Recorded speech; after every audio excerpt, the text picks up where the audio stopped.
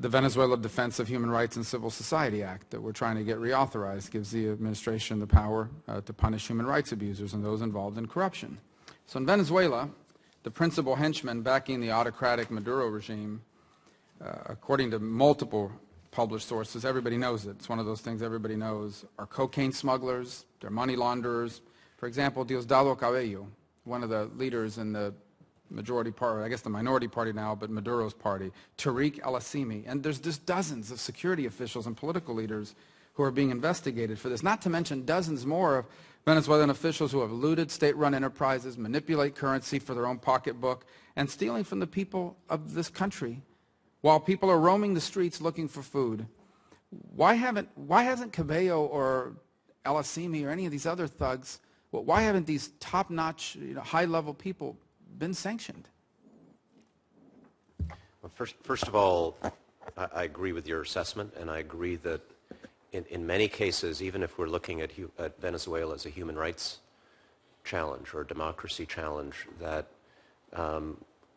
coming at it from the standpoint of anti-corruption is both the right thing to do and a very effective thing to do, because, as I mentioned in my opening statement, stealing is the one thing you can't justify in any political context, no matter what your propaganda or ideology or support base, nobody can justify it.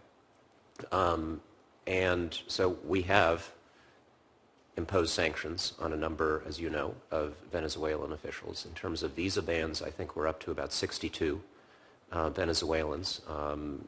Most of this we don't name because of the way in which our visa ban authorities are structured.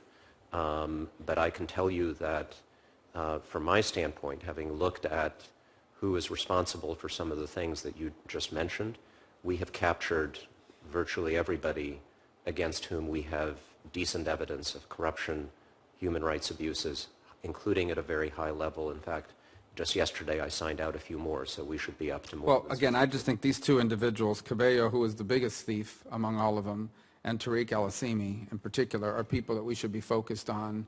It is not even a mystery. They don't even seem to hide it. And it's just shocking to me that we haven't taken, because we've done this against other people in other parts of the world, and we've named them, and the world knows. Not only do they have a visa ban, I mean, there are people involved in the Maduro regime who are spending their weekends in Miami, spending the money they're stealing from the Venezuelan people, while people in Venezuela, a rich country, by the way, are like rummaging through garbage in the streets every day for basic goods. It makes no sense to me.